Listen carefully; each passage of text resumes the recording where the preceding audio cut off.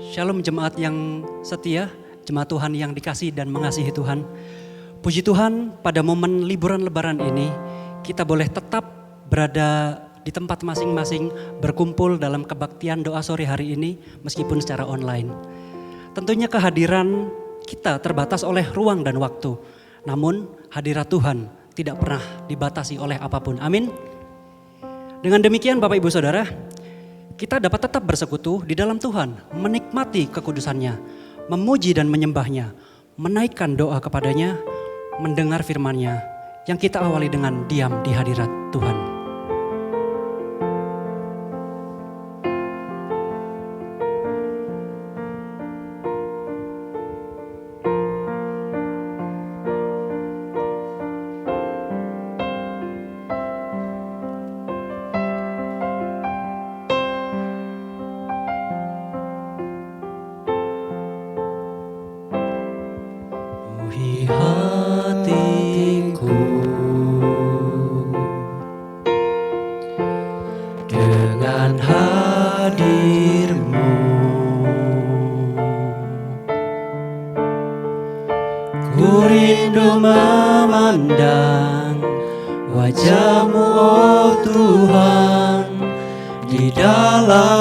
Kekudusan-Mu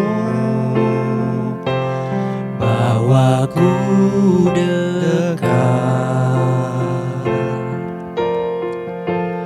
dalam hati-Mu.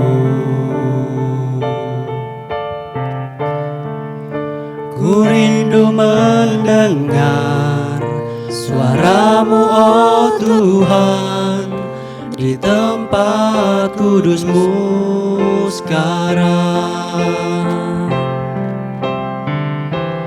Ku rasakan kasih-Mu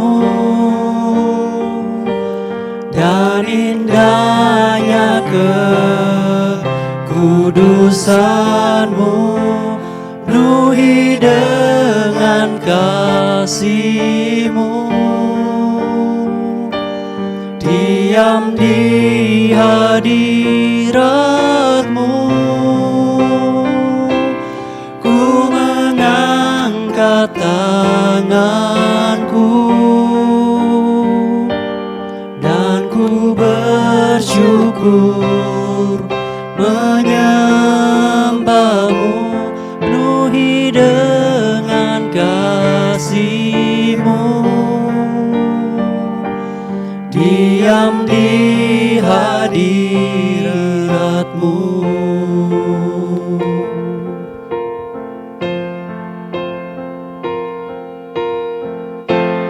Penuhi hatiku dengan hadir-Mu. Ku rindu memandang wajah-Mu, oh Tuhan, di dalam kekudusan-Mu, bawaku dekat dalam hati-Mu. Ku rindu mendengar suara-Mu, oh Tuhan, di tempat kudus-Mu sekarang. Ku rasakan kasih-Mu dan indahnya kekudusan-Mu, penuhi dengan kasih-Mu.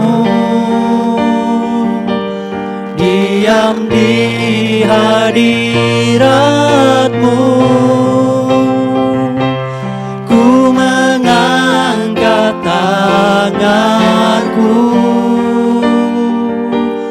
dan ku bersyukur menyembah-Mu, penuhi dengan kasih-Mu.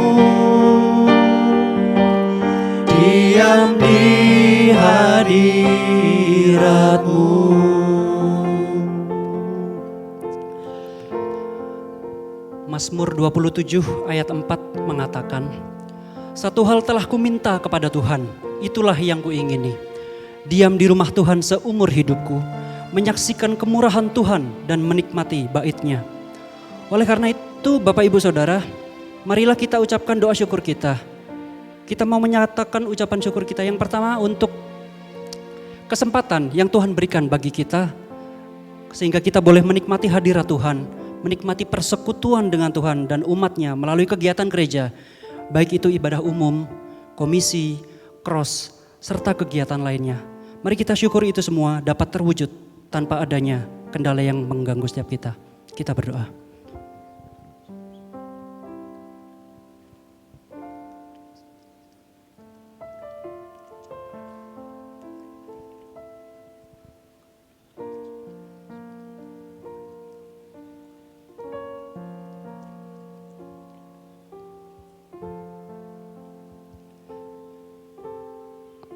Selanjutnya kita juga akan berdoa, ucapan syukur untuk berkat yang Tuhan telah berikan, untuk setiap aktivitas yang boleh dinikmati, untuk kebutuhan yang dicukupi, pencobaan yang Tuhan kehendaki namun Ia tetap menyertai.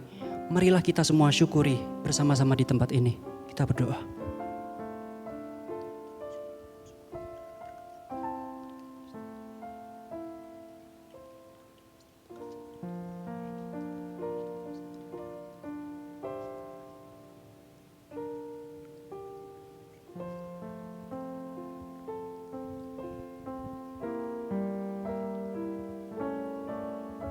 Kami bersyukur ya Tuhan atas kesempatan yang Kau berikan selalu bagi setiap kami untuk menikmati Engkau, menikmati hadirat-Mu, dan juga untuk setiap berkat-berkat yang boleh kami terima. Secara khusus berkat pengampunan, keselamatan yang telah Engkau berikan bagi setiap kami Tuhan. Kami sungguh mengucap syukur dan hanya Engkau yang boleh melakukan, yang dapat melakukan itu kepada kami. Begitu besar kasih-Mu Tuhan. Terima kasih Tuhan. Inilah doa dan ucapan syukur kami. Dalam nama Tuhan Yesus kami berdoa. Amin. Sejauh timur dari barat, demikian dijauhkannya daripada kita pelanggaran kita. Sejauh timur dari barat, Tuhan membuang dosa kita.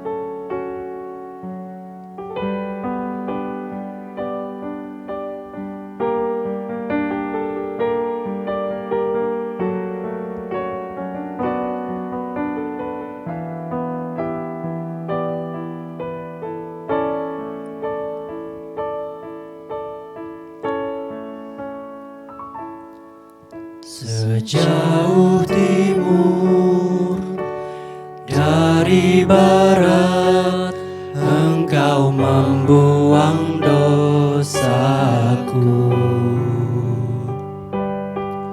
Tiada Kau ingat lagi pelanggaranku.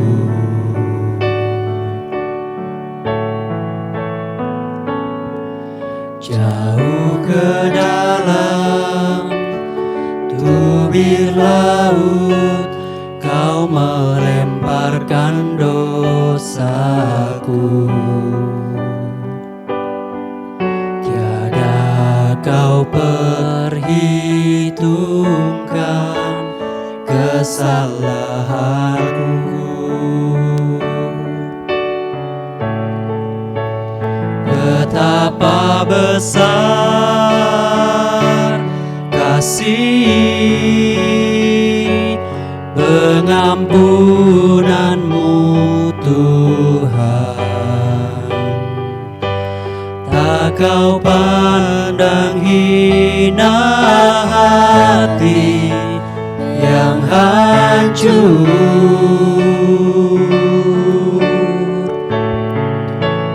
Ku berterima kasih kepadamu ya Tuhan. Pengampunan yang Kau beri, pulihkanku.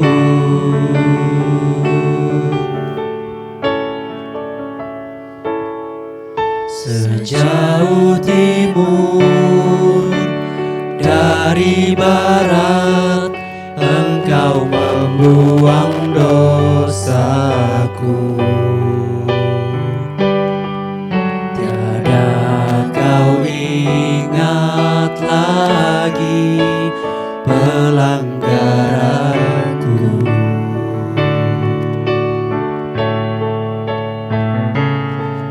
Jauh ke dalam tubir laut kau melemparkan dosaku. Tiada kau perhitungkan kesalahanku. Betapa besar kasih pengampunanmu Tuhan. Tak kau pandang hina hati yang hancur.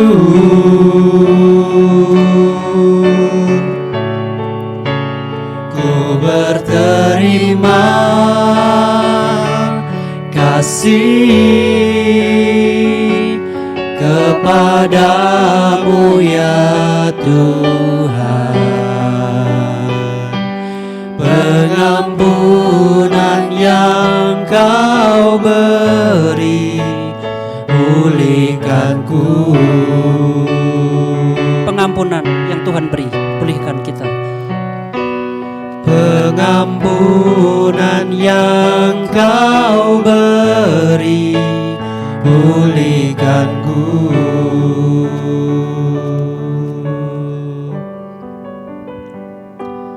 Selanjutnya Bapak Ibu Saudara, kita akan berdoa syafaat.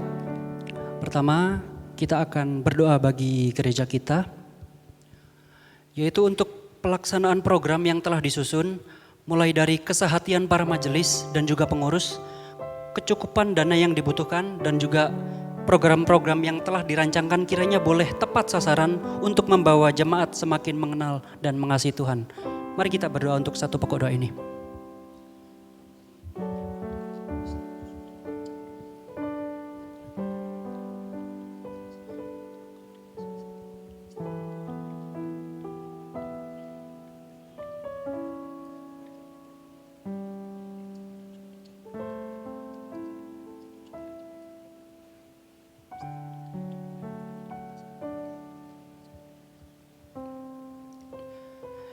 Selanjutnya kita akan berdoa mengenai persiapan Paskah.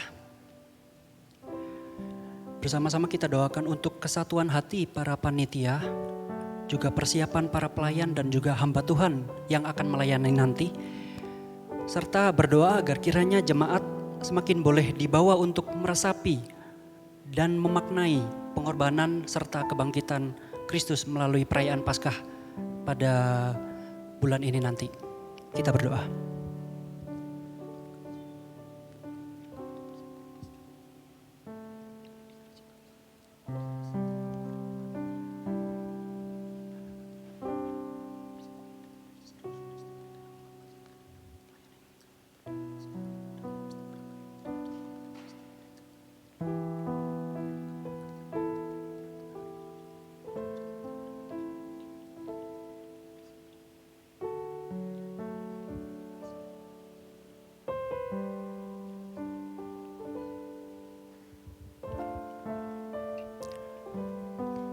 Selanjutnya kita berdoa mengenai bangsa dan negara kita. Mari berdoa untuk perayaan Idul Fitri. Hari Raya Idul Fitri bukan sekedar hanya perayaan keagamaan, namun juga hari libur nasional yang tentunya dirayakan oleh setiap warga negara di seluruh Indonesia. Mari berdoa bagi keamanan arus mudik dan juga arus balik yang ada secara khusus di Pulau Jawa, serta kedamaian di negara kita. Kiranya Tuhan selalu menjaga. Mari kita berdoa.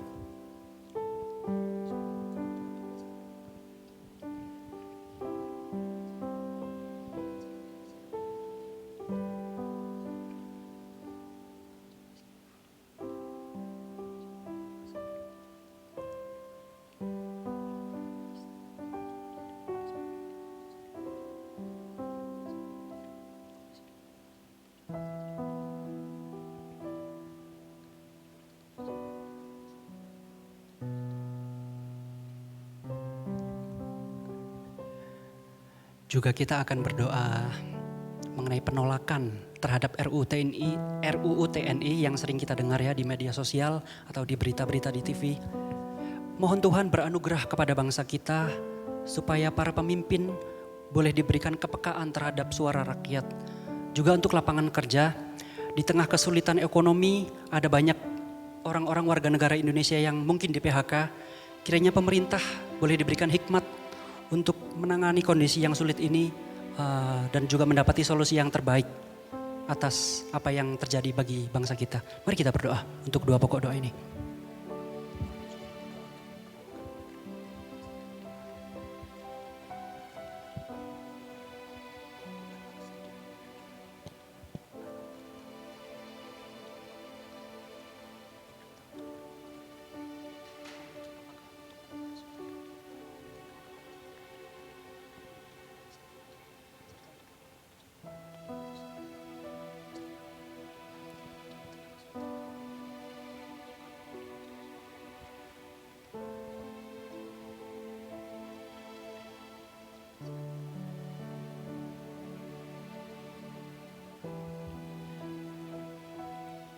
Kami menyerahkan bangsa kami ke dalam tangan-Mu Tuhan. Kami menyerahkan gereja kami ke dalam tangan-Mu Tuhan. Biarlah Tuhan Engkau yang campur tangan atas apa yang boleh terjadi bagi negeri kami, bagi gereja kami. Terima kasih Tuhan, inilah doa kami. Dalam nama Tuhan Yesus kami berdoa. Amin. Amin. Apapun yang terjadi di sekitar kita, keresahan mengenai negara, tempat kerja, bahkan mungkin gereja, sebagai umat Tuhan, sudah sepantasnya bagi setiap kita untuk tetap terus memuliakan namanya. Di mana itu diawali dengan kesiapan diri setiap kita untuk dibentuk sesuai rancangan Tuhan.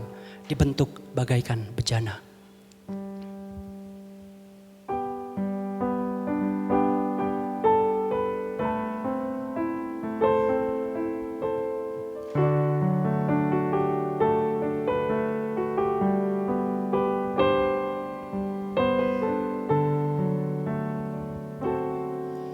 Bagaikan bejana siap dibentuk, demikian hidupku di tangan-Mu. Dengan urapan kuasa Roh-Mu, ku dibaharui selalu.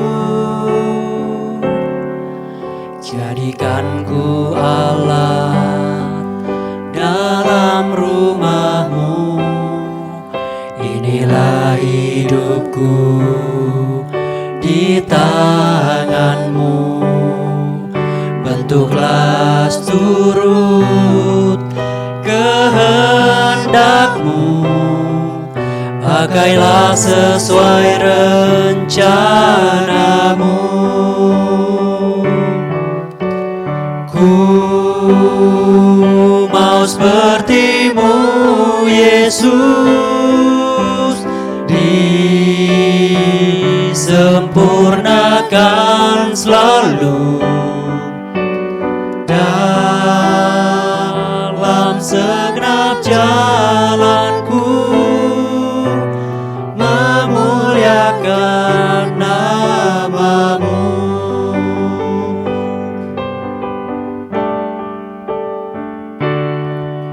Bagaikan bejana siap dibentuk, demikian hidupku di tangan-Mu.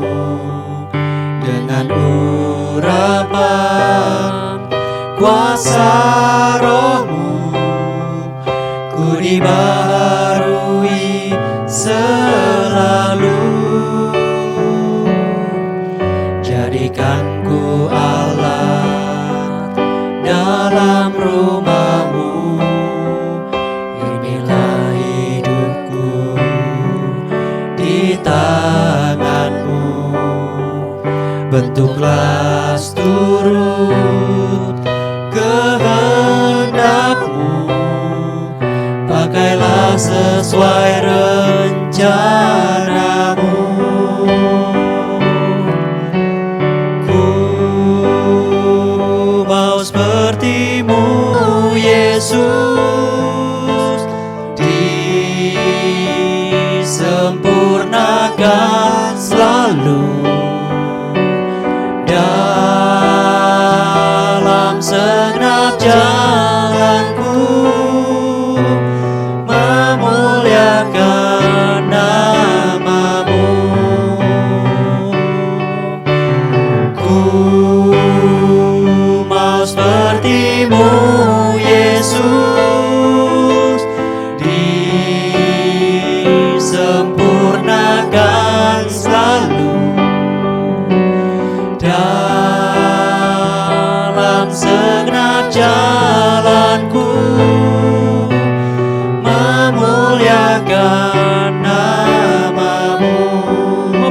memuliakan nama Tuhan.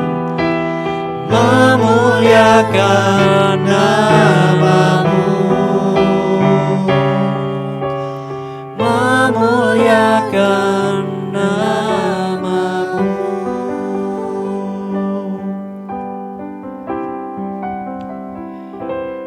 Mari saya mengajak setiap kita juga untuk berdoa mengenai pergumulan jemaat. Berdoa pergumulan, yang pertama pergumulan jemaat gereja. Mari kita doakan untuk pergumulan-pergumulan yang dialami oleh jemaat Tuhan di gereja ini. Sebutkan namanya satu persatu, bawa kepada Tuhan bila perlu. Baik setiap mereka yang mengalami pergumulan dalam pekerjaan, ekonomi, relasi, studi, juga bahkan dalam hal kerohanian. Kiranya Tuhan campur tangan atas pergumulan yang mereka alami. Mari kita berdoa.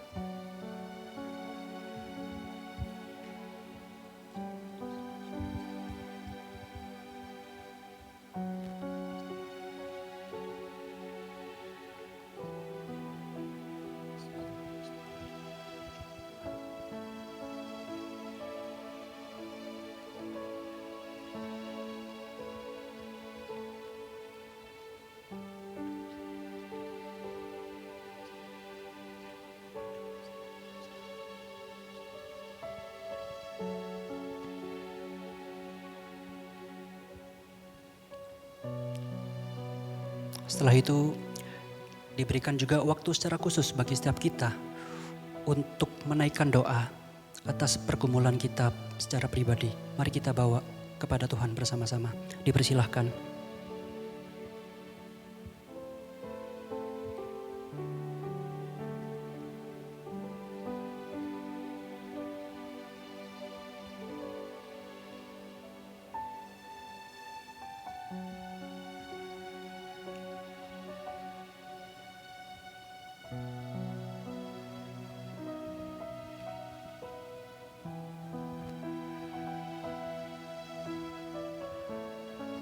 Amin. Setiap kali kita berdoa bagi diri sendiri, pernahkah kita dengan sungguh-sungguh penuh kerendahan diri memohon kepada Tuhan untuk dimurnikan? Alih-alih terlalu fokus dengan penderitaan kita, bukankah kita seharusnya sadar bahwa kita menderita bersama dengan Tuhan? Kira-kira mana yang Tuhan inginkan? Antara menghilangkan pergumulan kita agar kita tenang, atau memurnikan hidup kita agar dapat berbuah?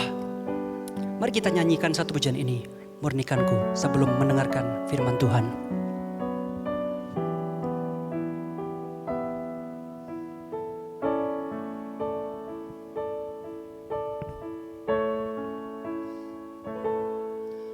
Tuhan, ku datang tertunduk malu. Engkau lihat kedalaman hatiku. Inilah aku hamba-Mu, namun tujuan hidupku hanya melayani diri sendiri. Sesungguhnya ku hamba dunia, terpikat oleh kesenangan fana, akan harta dan kuasa, kebanggaan diri, beri belas kasih-Mu. Oh Tuhan, murnikanku tekad di hatiku, agar ku tersadar menderita denganmu. Murnikanku, arahkan mata hatiku, agar ku setia padamu.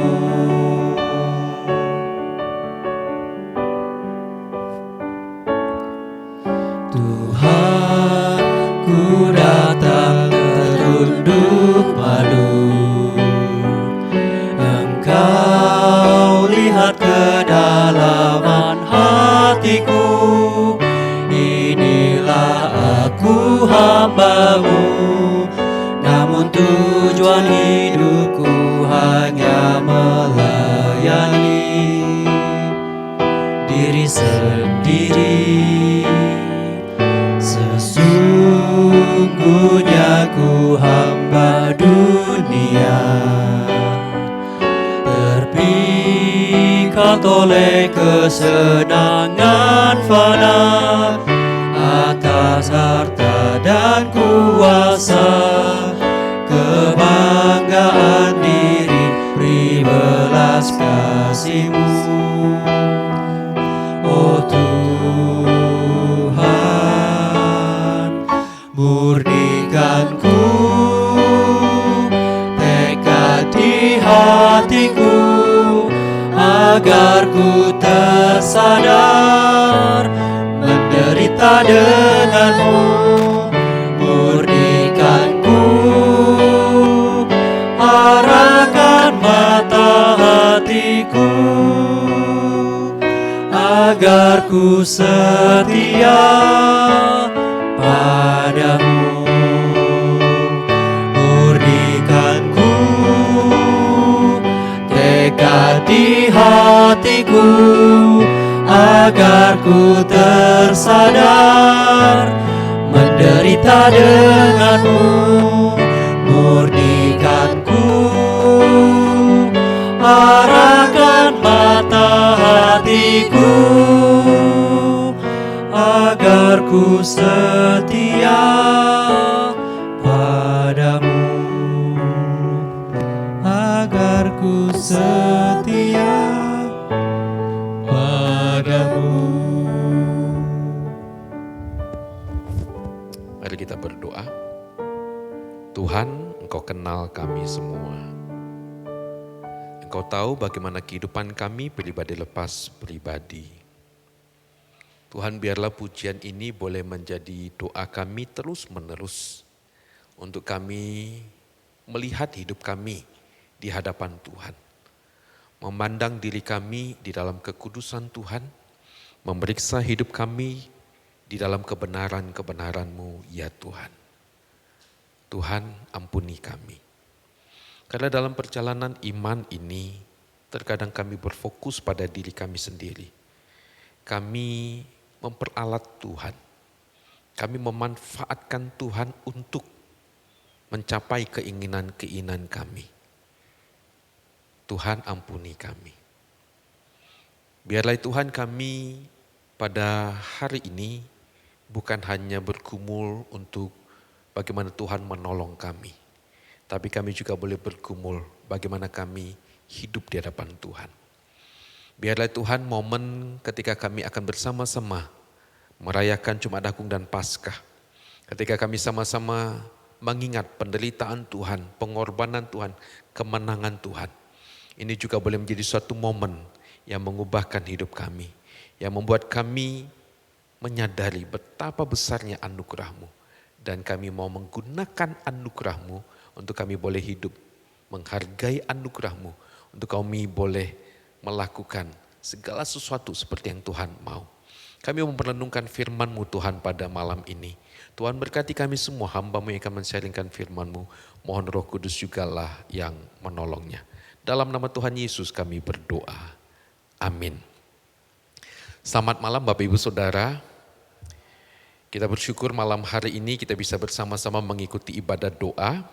Dan malam hari ini di dalam kita mempersiapkan diri kita untuk merayakan Jumat Agung dan Paskah, saya mau mengajak kita bersama-sama merenungkan satu bagian firman Tuhan dari Markus pasal 11 ayat 12 sampai dengan ayat 19. Ada dua perikop yang akan kita baca.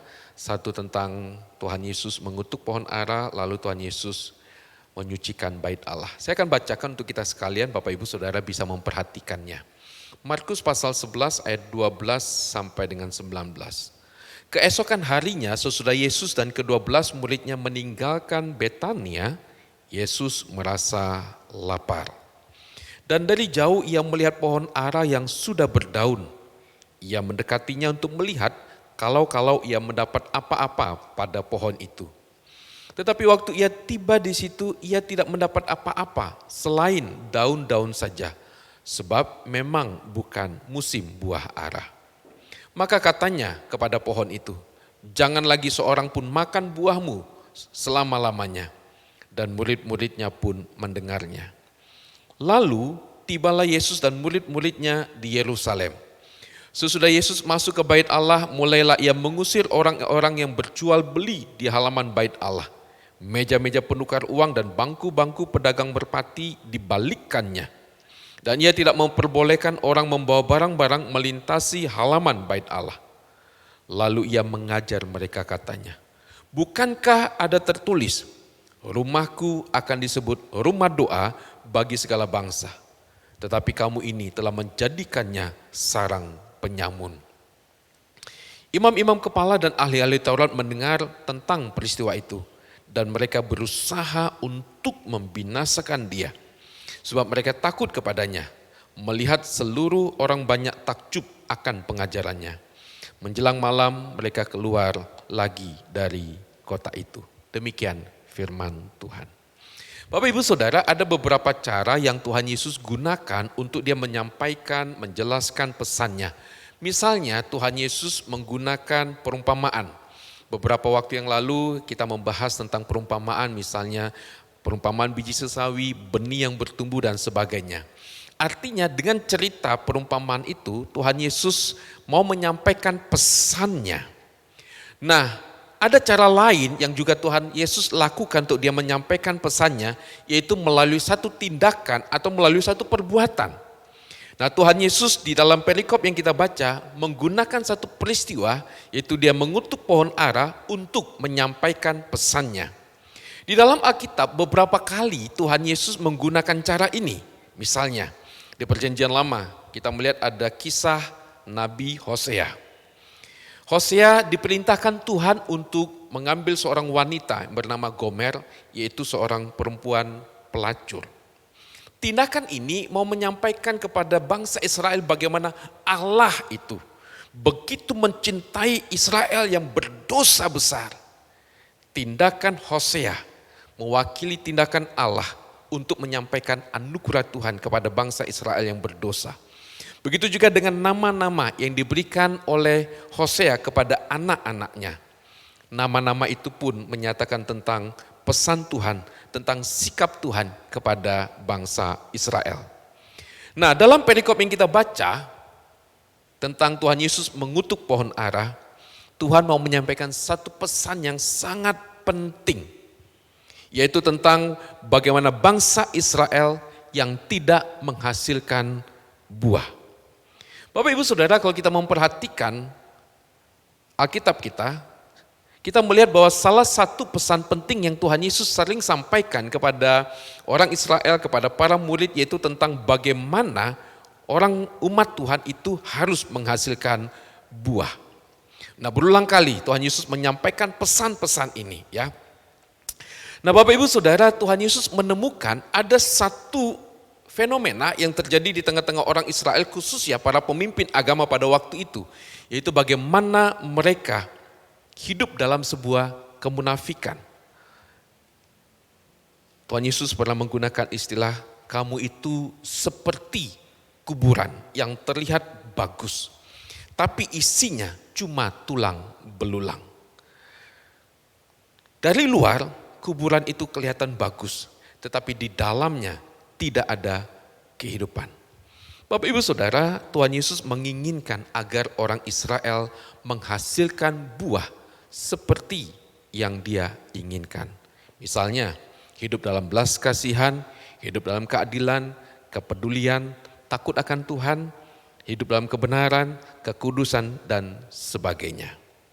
Nah, dalam perikop yang tadi kita baca disebutkan bahwa Tuhan Yesus sedang dalam sebuah perjalanan dan ia merasa lapar. Dari jauh ia melihat sebuah pohon ara yang disebutkan dalam ayat Alkitab itu berdaun yang boleh dikatakan daun yang tumbuh dengan subur. Nah, ini menandakan bahwa pohon ini bertumbuh dengan baik. Nah, dengan demikian kalau pohon ini bertumbuh dengan subur, maka secara otomatis kita berharap bahwa pohon ini pun akan menghasilkan buah.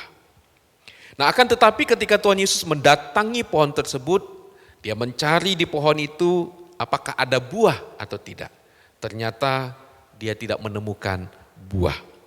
Tidak ada yang bisa dipetik dan tidak ada yang bisa dimakan. Nah, Bapak Ibu Saudara, ini menunjukkan bahwa pohon yang bertumbuh subur ini tidak disertai dengan buah. Tapi begini Bapak Ibu Saudara, kalau kita tadi membaca ada perikop ini, mungkin kita merasa ada sedikit yang aneh.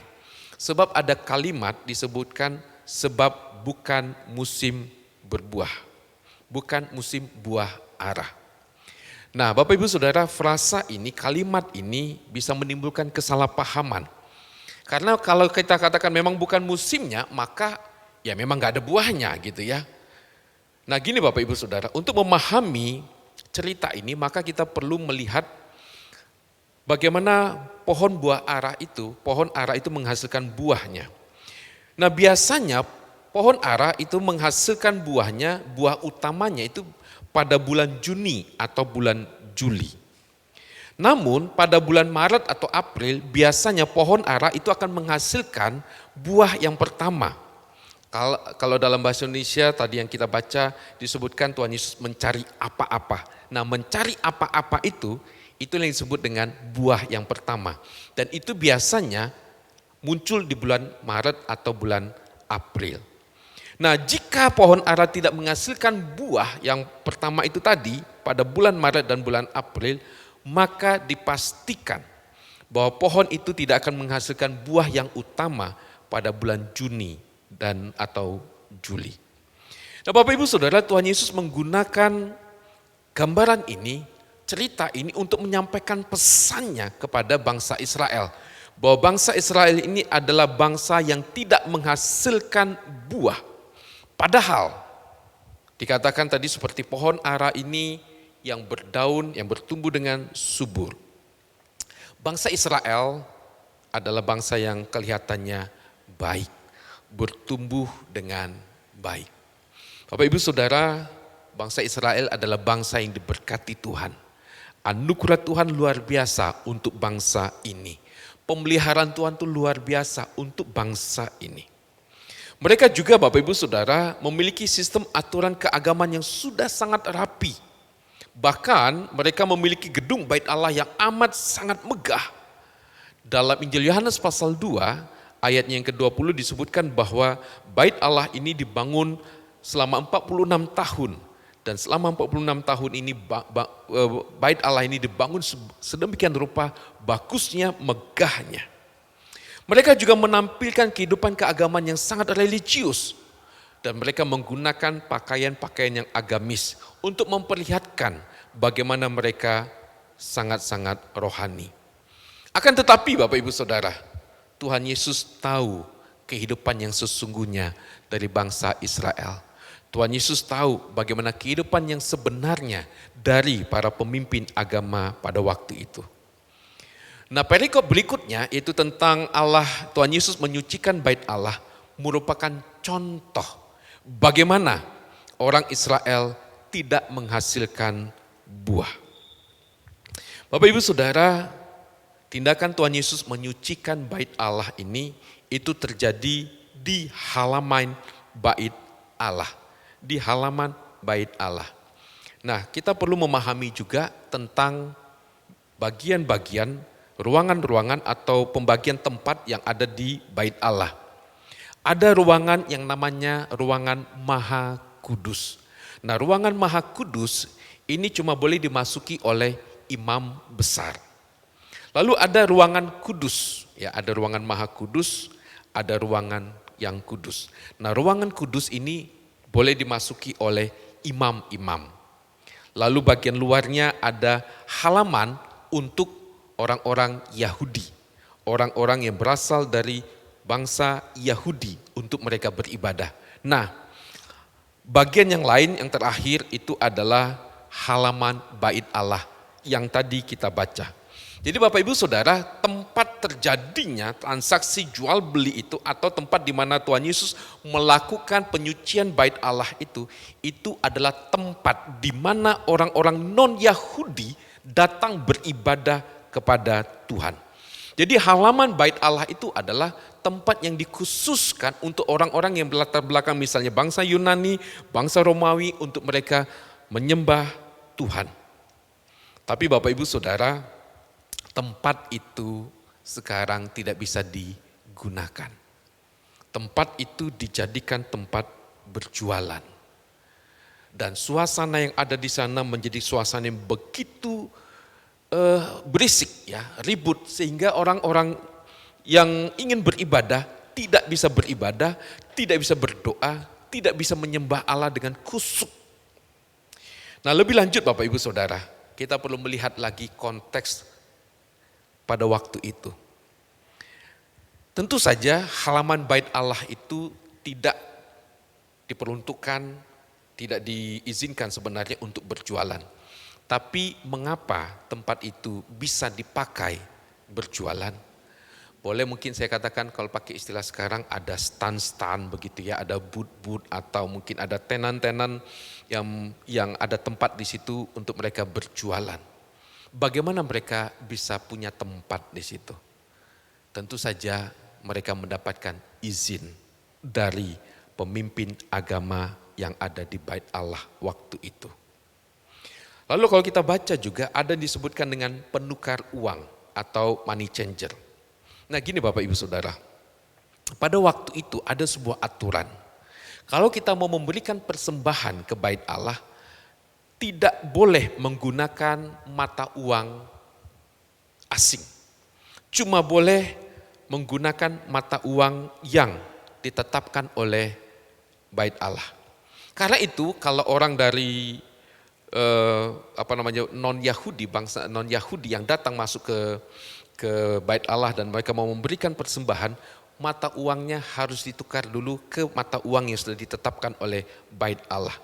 Nah, di sini Bapak Ibu Saudara, terkadang nilai tukar uang ini itu dihargai dengan harga yang sangat tinggi. Ya.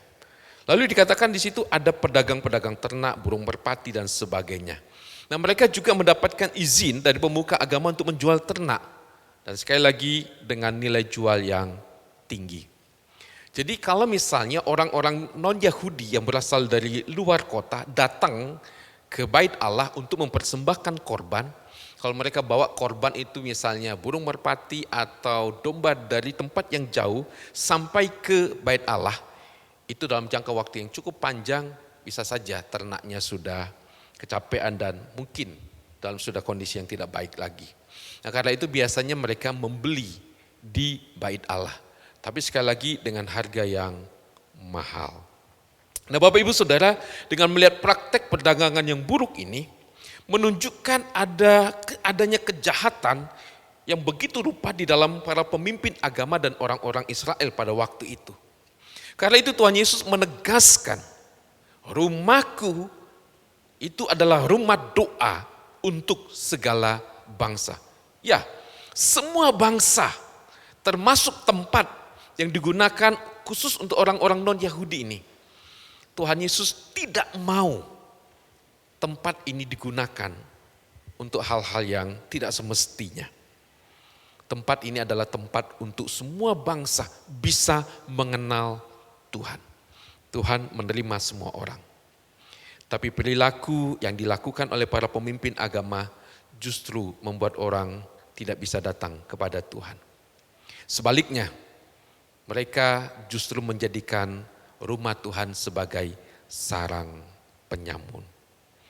Apa itu penyamun? Penyamun itu penjahat. Penyamun itu bandit, perampok. Dan dikatakan ini adalah sarangnya. Sesuatu yang sangat ironis sebenarnya. Rumah bait Allah sebagai simbol kehadiran Tuhan.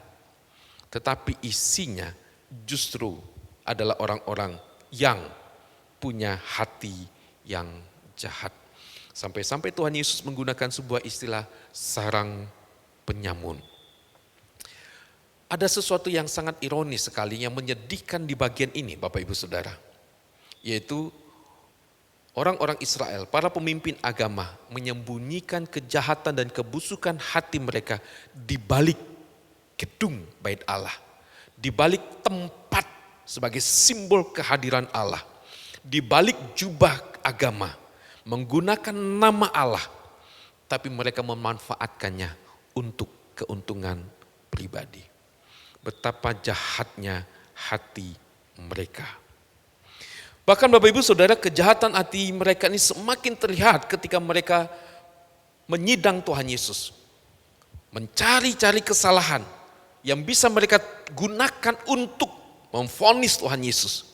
Tapi sesungguhnya kalau kita membaca Alkitab dengan jelas, maka kita bisa tahu bahwa ini persidangan pura-pura. Vonis sudah dikeluarkan. Tapi mereka hanya untuk mencari bagaimana caranya mereka bisa menghukum Tuhan Yesus. Itu sebabnya Bapak Ibu Saudara dikatakan tadi dalam perumpamaan dengan ketika Tuhan Yesus mengutuk pohon ara. Ada kesedihan, ada kemarahan Tuhan Yesus. Ketika dia menyucikan bait Allah, ketika dia membolak-balikan, menjungkir-balikan meja-meja penukar, pedagang-pedagang pada waktu itu. Menunjukkan betapa Tuhan Yesus sedih, betapa Tuhan Yesus marah, betapa Tuhan Yesus melihat apa yang dilakukan oleh bangsa Israel begitu jahat di mata Tuhan. Nah, Bapak Ibu Saudara, apa yang bisa kita pelajari dari cerita ini? Satu hal yang perlu kita ingat bersama Bapak Ibu Saudara. Menjadi seorang Kristen itu bukan sekedar label agama. Bukan juga sekedar pengisi identitas di KTP kita. Bukan. Tapi menjadi seorang Kristen itu adalah sebuah panggilan diri kita, hakikat hidup kita.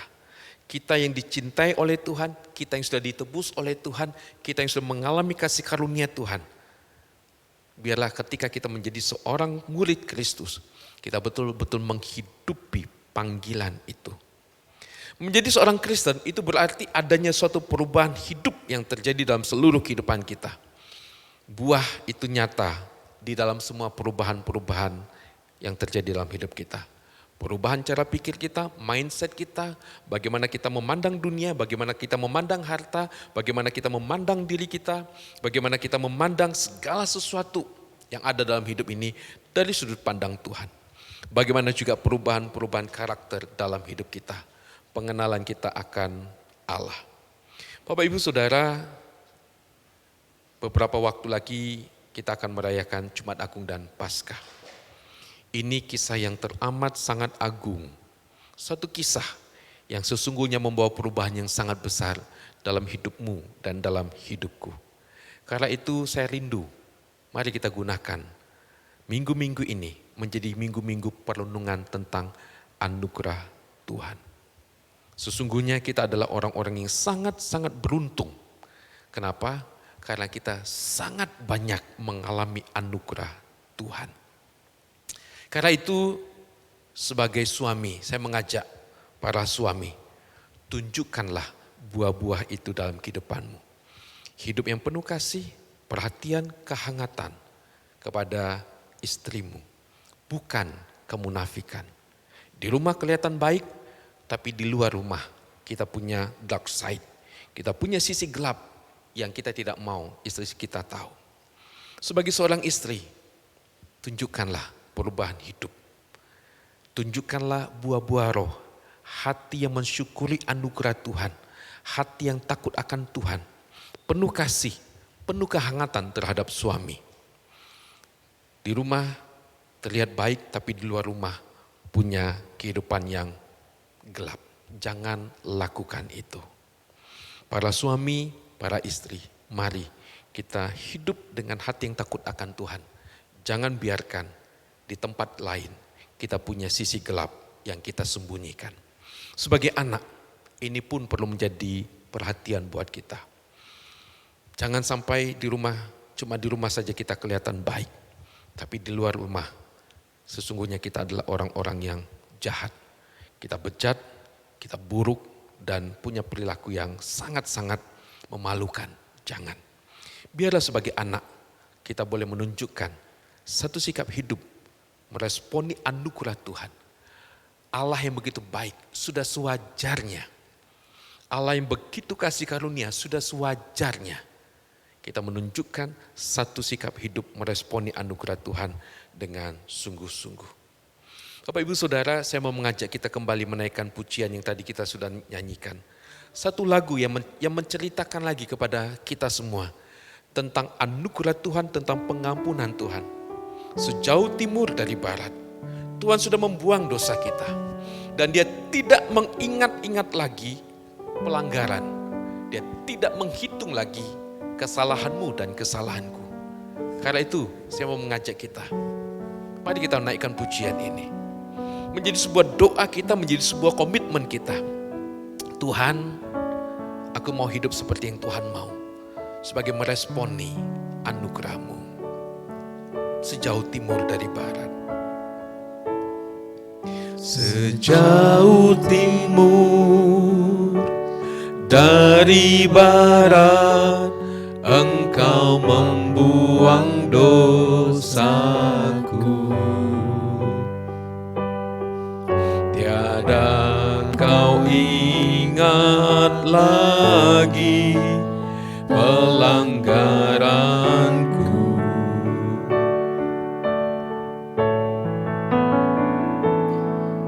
Jauh ke dalam tubir laut, Kau melemparkan dosaku. Tiada Kau perhitungkan kesalahanku.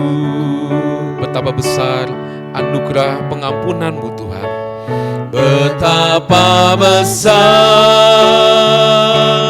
kasih pengampunan-Mu Tuhan. Tak Kau pandang hina hati yang hancur.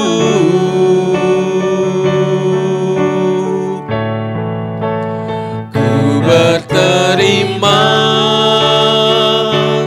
kasih kepadamu ya Tuhan. Pengampunan yang Kau beri, pulihkanku.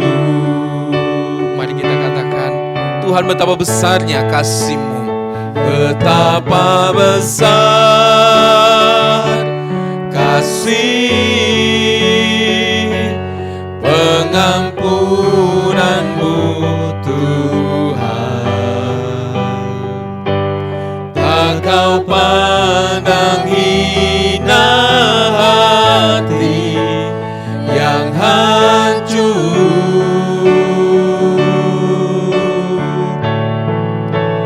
Ku berterima kasih kepadamu ya Tuhan. Pengampunan yang Kau beri, pulihkanku. Sekali lagi saya rindu kita berkata kepada Tuhan, betapa besar kasih-Mu. Ku berterima kasih ya Tuhan. Betapa besar kasih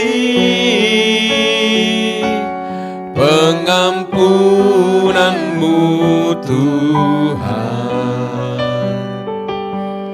Tak Kau pandang hina hati yang hancur.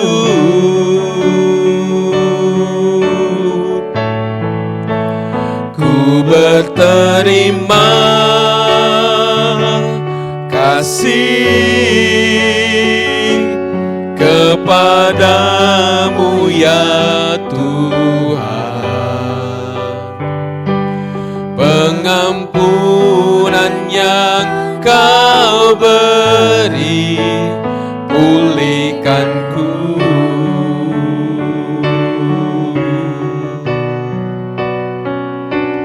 Pengampunan yang Kau beri, pulihkanku. Sekali lagi kita katakan, pengampunan-Mu Tuhan memulihkan kami. ampunan yang kau beri, pulihkanku. Bapak Ibu Saudara, saya mau mengajak kita mengambil waktu teduh sejenak pribadi lepas pribadi. Tuhan tahu hidupmu dan hidupku. Anugerahnya besar untukmu dan untukku. Dia limpahkan, dia berikan.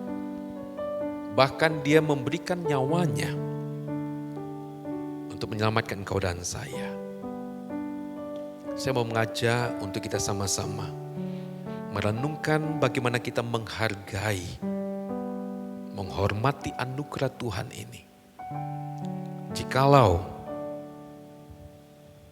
kita sadar, kita tahu, kita tidak menggunakan anugerah Tuhan ini dengan sungguh-sungguh, sebaliknya kita hidup tidak seperti yang Tuhan mau. Kita membuat hati Tuhan sedih, kecewa. Saya mau mengajak, mari kita mengambil waktu ini. Tuhan, ampuni aku. Tuhan, ampuni aku. Saya mengajak untuk kita semua boleh berdoa untuk hal ini. Silakan berdoa. Tuhan, Kau kenal kami semua. Anugerah-Mu besar. Kebaikan-Mu luar biasa.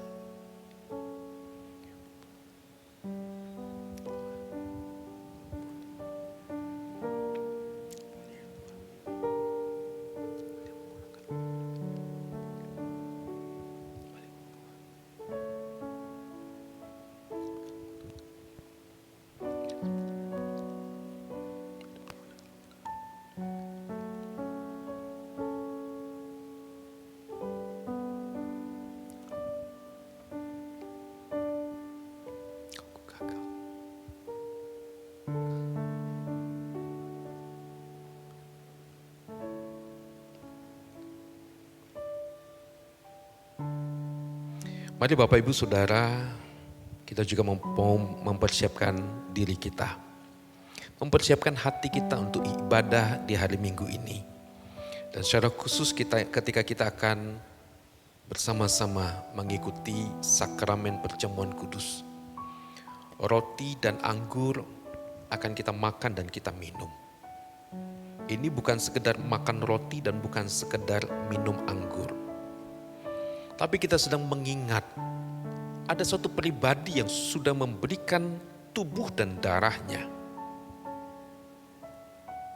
Yaitu Tuhan kita Yesus Kristus yang sudah mengorbankan dirinya.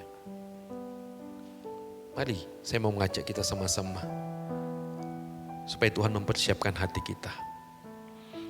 Dan momen ibadah minggu ini, sakramen perjamuan kudus. Semakin meneguhkan iman kita. Untuk kita mau berbuah. Hidup seperti yang Tuhan mau. Silakan berdoa. Tuhan, minggu ini kami akan bersama-sama merayakan cinta dan anugerah-Mu lewat perjamuan kudus. Tuhan, sebelum kami makan roti dan minum anggur, kiranya Tuhan yang boleh memiliki kita. Ampuni dosa, ampuni segala kegagalan.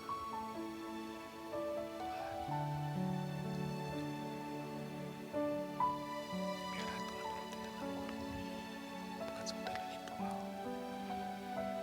Tetapi biarlah boleh taruh pesan dalam hati kami masing-masing.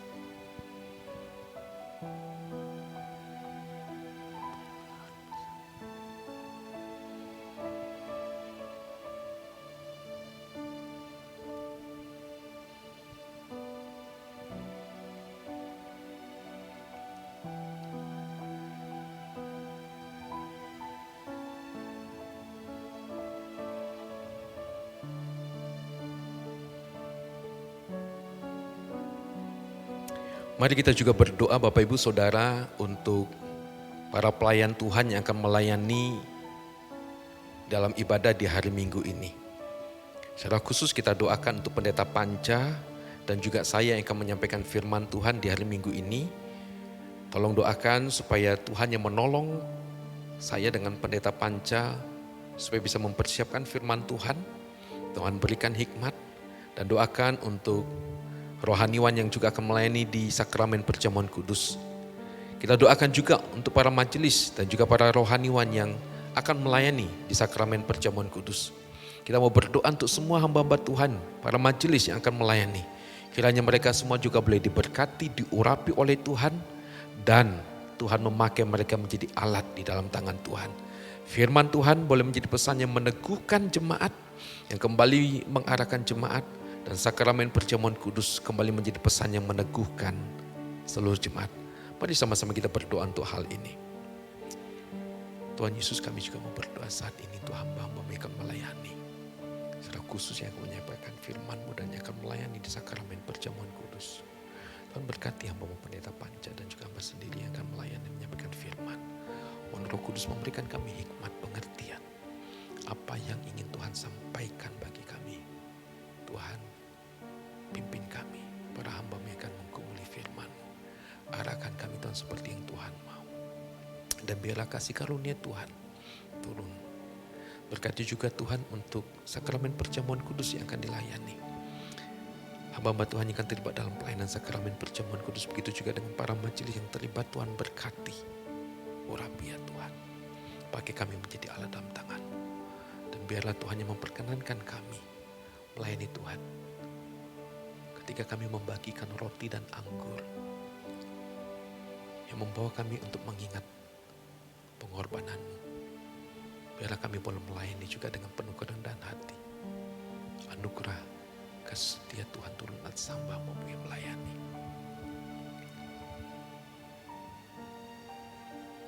Yang terakhir Bapak Ibu Saudara, mari kita berdoa untuk semua pelayan Tuhan yang akan melayani di ibadah di hari Minggu ini. Kita doakan untuk para pemimpin pujian, para pemusik, singer, semua tim multimedia, sound system, dan semua penata layan lain yang terlibat dalam pelayanan. Kita berdoa supaya semua yang melayani diberkati oleh Tuhan dan diurapi oleh Tuhan. Tuhan yang menyucikan dan menguduskan mereka dan memakai mereka menjadi alat di dalam tangan Tuhan.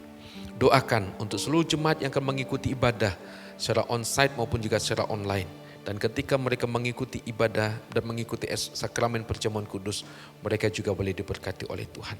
Mari sama-sama kita berdoa untuk hal ini. Tuhan, kami juga mau berdoa bersama untuk hamba-hamba yang akan melayani dalam ibadah di hari Minggu ini. Mohon berkat-Mu, anugerah-Mu, pertolongan-Mu Tuhan bagi mereka. Berkati para pemimpin pujian, berkati para pemain musik, berkati para singer, semua tim multimedia, semua yang terlibat dalam pelayanan sound system, dan semua penata layan yang ada. Tuhan, kami mau menyerahkan mereka semua ke dalam tangan-Mu. Berkati, urapi mereka, dan biarlah mereka boleh menjadi alat dalam tangan-Mu. Ada kuat kuasa Tuhan, ada urapan Tuhan, ada kasih setia Tuhan yang menaungi mereka semua. Tuhan, jamah hamba-hamba-Mu ini. Pakai mereka ya Tuhan. Kami sadar kami adalah orang-orang yang lemah, kami juga orang-orang berdosa, tapi layakkan kami. Perkenankan kami melayani Tuhan. Mohon Roh Kuduslah yang menolong kami. Dan juga seluruh jemaat Tuhan yang akan mengikuti ibadah. Dan yang akan mengikuti sakramen perjamuan kudus. Kiranya Tuhan juga yang boleh memberkati. Terima kasih ya Tuhan. Siapkan hati kami semua ya Tuhan. Betapa besar kasih pengampunan-Mu ya Tuhan.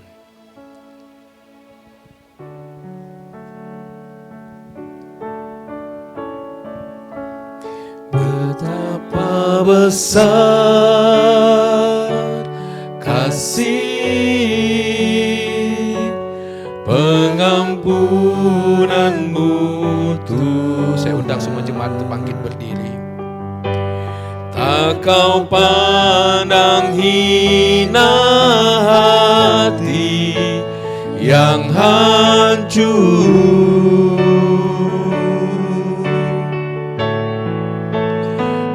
Berterima kasih kepadamu ya Tuhan. Pengampunan yang Kau beri, pulihkanku. Sekali lagi kita katakan betapa besar kasih-Mu Tuhan. Betapa besar kasih pengampunan-Mu Tuhan. Tak Kau pandang hina hati yang hancur.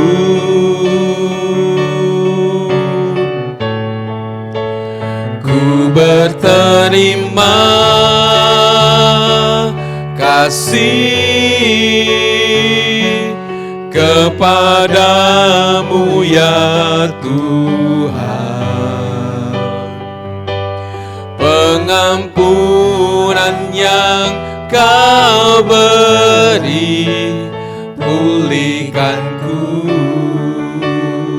Pengampunan-Mu memulihkan kami Tuhan. Pengampunan yang Kau beri, pulihkanku. Tuhan terima kasih untuk anugerah-Mu yang luar biasa. Kalau kami mengingat-ingat lagi dosa dan pelanggaran kami, betapa besarnya ya Tuhan. Kami pun gak sanggup untuk menghitungnya ya Tuhan. Kami tahu Engkau bisa menghitung semua kesalahan kami ya Tuhan. Tapi kami bersyukur pengorbanan Tuhan Yesus di kayu salib menghapuskan semuanya. Terima kasih Tuhan untuk pengampunan-Mu yang memulihkan hidup kami, yang membaharui kami. Dan biarlah anugerah pengampunan ini boleh terus kami bawa di sepanjang hidup kami. Kami menghargai cinta dan anugerah-Mu ya Tuhan. Dengan kami mau hidup seperti yang Tuhan mau. Terima kasih ya Tuhan untuk anugerah-Mu. Terima kasih Tuhan untuk malam ini Tuhan boleh menyapa kami. Tuhan boleh mengingatkan kami lewat doa, lewat pujian dan juga lewat firman-Mu. Tuhan terima kasih. Dan sebentar Tuhan kami akan mengakhiri ibadah doa pada malam hari ini. Kami bersama mengarahkan hati kami kepadamu. Kami memohon berkat-Mu ya Tuhan. Kiranya kasih dari Allah Bapa, anugerah dan damai sejahtera dari Tuhan kita Yesus Kristus, kekuatan, hikmat, pimpinan dan tuntunan dari Allah Roh Kudus, turun atas saudara sekalian menaungi kita semua mulai hari ini bahkan sampai selama-lamanya. Amin. Bapa terima kasih.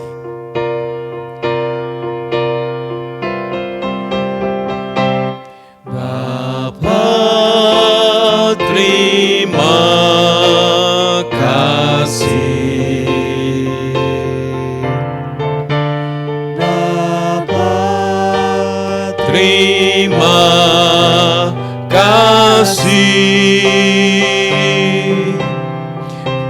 Bapa di dalam surga, puji terima kasih. Amin.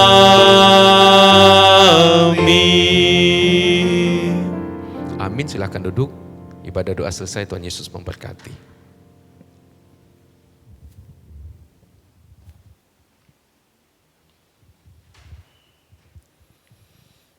Ya, puji nama Tuhan, Bapak Ibu Saudara, malam hari ini kita masih tetap boleh Tuhan berikan waktu untuk berdoa di hadapan Tuhan bersama-sama. Dimanapun Bapak Ibu Saudara saat ini berada, kiranya Tuhan boleh menyertai, mengalami sukacita bersama dengan keluarga. Kita bersyukur sampai bertemu di dalam doa minggu depan secara onsite. Kami rindu Bapak Ibu Saudara juga boleh bersama-sama hadir di gereja di Jalan Semeru, kita boleh bersama-sama berdoa di hadapan Tuhan. Tuhan memberkati kita.